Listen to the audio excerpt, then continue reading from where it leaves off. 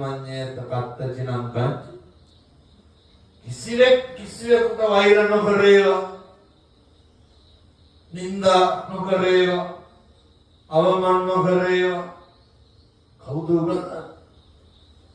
බුදුවරු. ජීවිතේ කවදාවත් කිසි කෙනෙක් පෙළන්න එපා වෘද්ධයට. ඕන කෙනෙකුට වඩදින්න පුළුවන්, අතපසු වෙන්න පුළුවන්, බැරි වෙන්න පුළුවන්, අමතක වෙන්න පුළුවන්. කවදාවත් අපිට අතපසු වුණාට අපිට වෛර කරනවා. ඔය ජීවිතේ කවදා හරි කටක් කරලා බැන්නනම් බැන්නේ කාටද? අපිට මොනවාරකින් බයිනවද? කාටද බයි? අනුත්. පව් පිරෙන්නේ කාටද?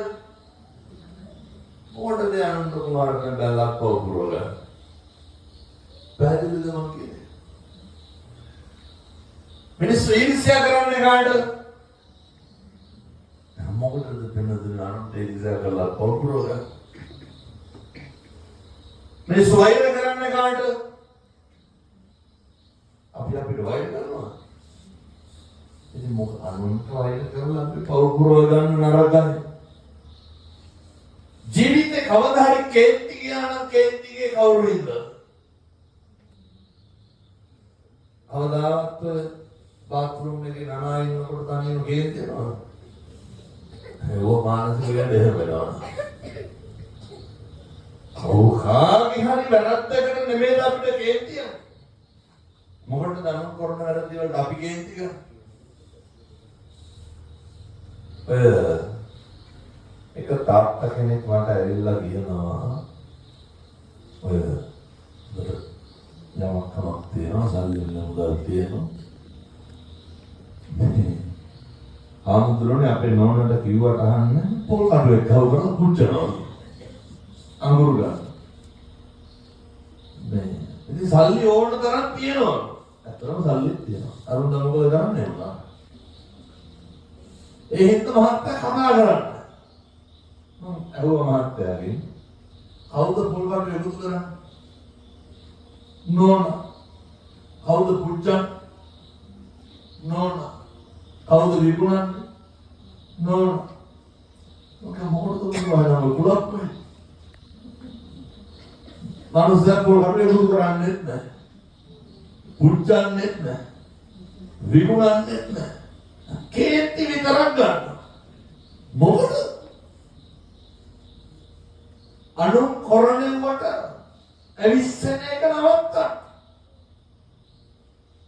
ඕක හදාගත්තාම ඇති වෙන ප්‍රශ්නයක් කියමු බලන්න.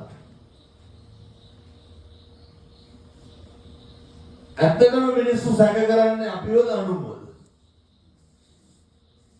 පැත්ත කවදාවත් ඔයත් සැක කරලා තියෙනවා. සැක ඇති වෙලා ඇති වාහනේ එළියට ගත්තට පස්සේ දොර වැහුවද නැද්ද කියලා මතක නැති වෙයි. සාලේ ඉඳලා කුස්සියට යනකොට මොකටද ගියේ කියලා මතක නැති වෙයි. මම කියන්නේ එහෙම වෙන්නේ නෙමෙයි. මිනිස්සුන්ගේ කුතුහලය, මිනිස්සුන්ගේ වෛරය, මිනිස්සුන්ගේ අපහැදී නැති වෙන්නේ. අපි ගැන හිතලාද අනුන් ගැන හිතලාද? ඔක ඇත්තන්ට කරලා බලන්න නැද ගෙදර ගිහිල්ලා මම පොඩ්ඩක් කියන්න. බොහොම ඉක්මනට මිනිස්සු සැකකරනවා. කවුරු හරි ගෙදරට එනකොට කතා කර ඉඳලා එකපාරට ගාලා කතා නවත්තන්න. නිකන් කරන්නේ නැහැ. අර එන මනුස්සයාට මොකද්ද හිතේ? කතා වෙනස් කරන්න. අපි වුණත් එහෙම නෙමෙයිද? ඒ හින්දා අනුන් කතා කර ඉඳලා නැවතුවාට අපි කලබල වෙන්න එපා. බුදුරු ගන්නන්නේ මොනවාද? අරහත් වෙනවද මංගල සූත්‍රයනේ? උත්තස්ස ලෝක ධම්මේහි චිත්තං යස්සන කම්පිත වෙන්න. දරුවන්ට පුරුදු කරන්න. මොකද අද තියනවා හෙට නැති වෙනවා. හොඳ කියන කටවල් වලින්ම නෙමෙයි අනිත් පැත්ත දරුණ කියන්නේ. අපේ හාමුදුරුවෝ හොඳට දන්නවා. මොකද මිනිස්සු කියන જાතිය වඳිනත් දෙකෙන්මයි බෙල්ල පිළිගන්නේ. මේ පන්සලේ ගංගාවක් තියෙනවා. ඒක නල්ලන් ඇති මම හිතන් ටිකට. කවදාවත් මිනිස්සු ආන්තර උදේට ගියවත් දවල්ට ගියවත් ඔය බලනවා අපේ යාර පිළිවෙන් ගියාද? පන්සලේ මොකක් හරි ප්‍රශ්නයක් වුණා. ලනුව නැති ගංගාව නැගලා ගහලා ගියා. පන්සලේ ප්‍රශ්නයක් වරෙලා ගියා. අනුන්ගේ ගත ගොඩවල් කියන්න තරම් රුචියක් වෙන කොහෙද?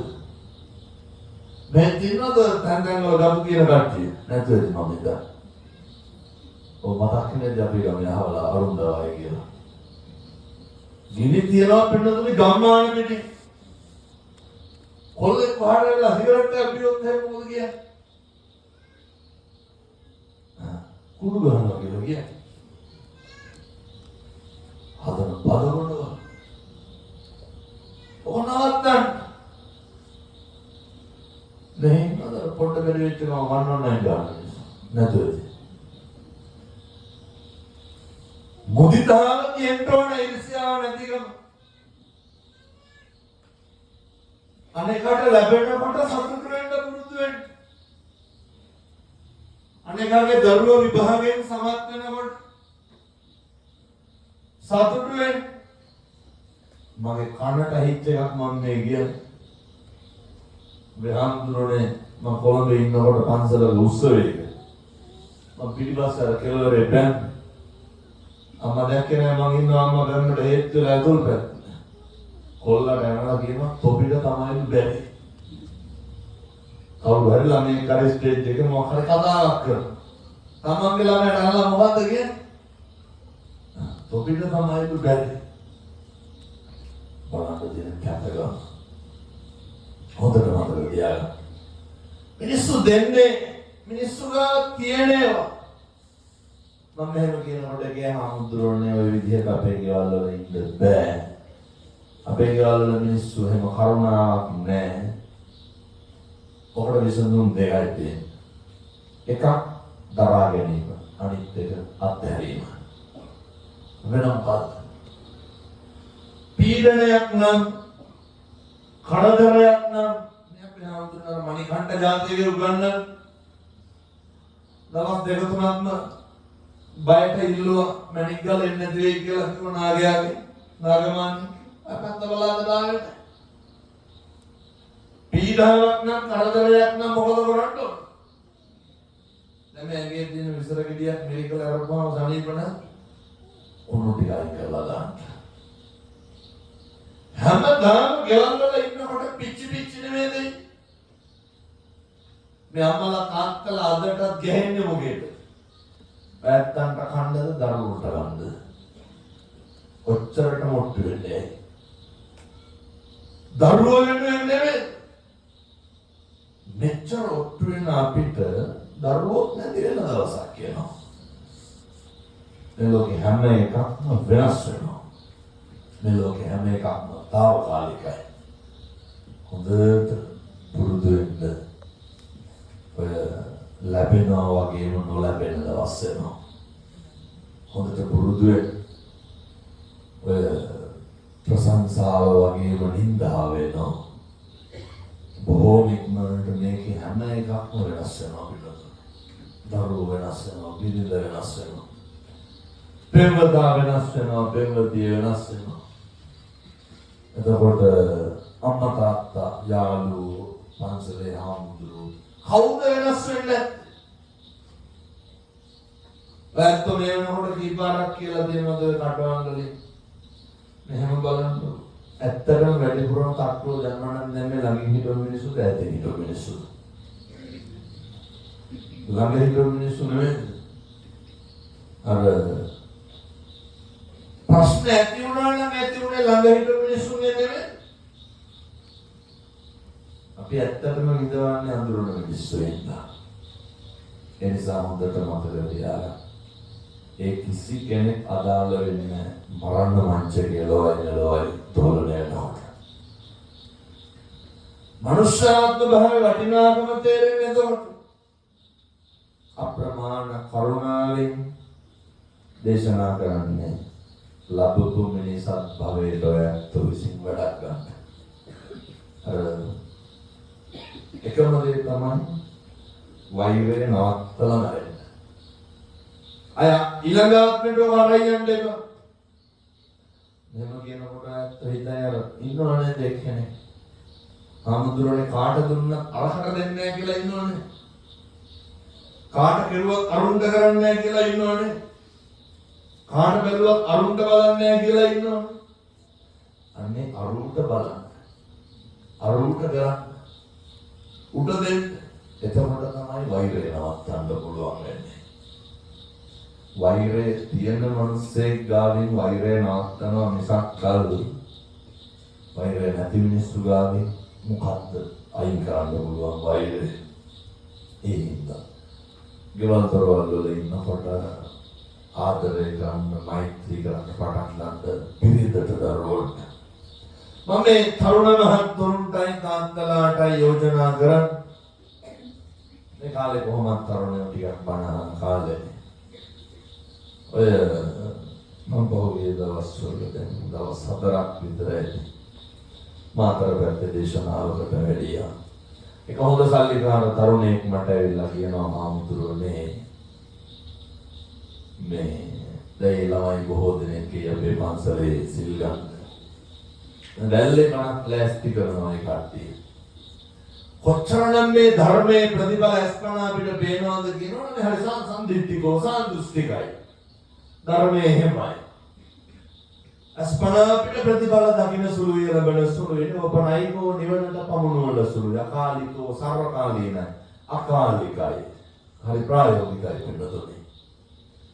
කියනවා හඳුරන්නේ දැල්ලු තේරෙන්නේ මනුෂ්‍යාත්ම භාවයේ තියෙන වටිනාකම. මම හොයයි ඒ කාලේ හැන්දෑවේ 4 වෙනකොට ගෙදර ඉන්න බෑ. ඇයි?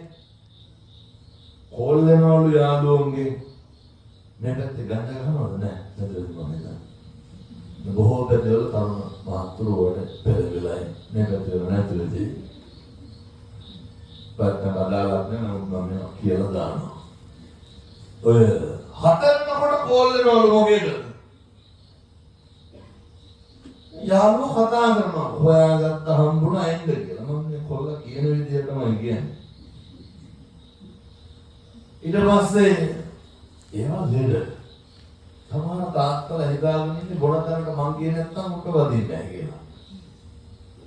සමහර තරුණයෝ හිතාගෙන ඉන්නේ මම කියේ නැත්තම් උට පෙවෙන්නේ නැහැ කියලා. ඔහොම හිටියට මොකක් හරි වුණා කවුරුවත් නැහැ.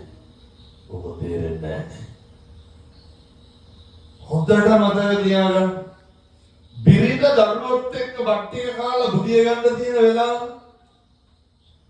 රට පහළ මිනිස්සුත් එක්ක බොණ්ඩ යන්න දාගන්න එපා. අම්මා තාත්තා එක්ක බට්ටියක් කාලා ගෙදර ඉන්න තියෙන වෙලාව ඔයකේ කොල්ලොත් එක්ක ගඳ ගන්න යන්න දාගන්න එපා. මට ඉතින් මොකද වඩා කියන්න තේරෙන සරල ක්‍රමයක්වත් නැහැ. ගංජා වලට ගංජා කියන දුර මොකක් කියන්නද? අරක්කු වල අරක්කු කියන දුර මොකක් කියන්නේ? මේ පැත්තට අනියා සම්බන්ධතාවය තියෙනවද නැහැ?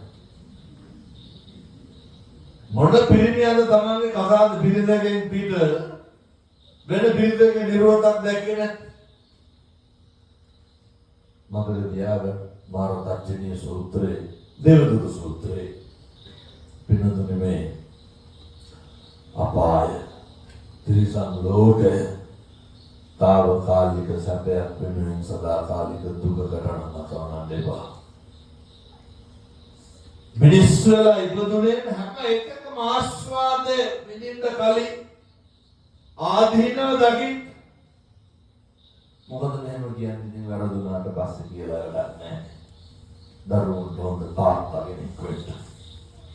දෙමව්පියන්ට හොඳ දරුවෙක් වෙන්න. අම්මා තාත්තා ගෙදර ඉන්නවා නම් දැන් ගෙවල් වල අම්මා තාත්තා ඉන්න දරුවෝ කල්පනා කරන්න ඕනේ. බල කියන්න වෙලා නැහැ පැයක්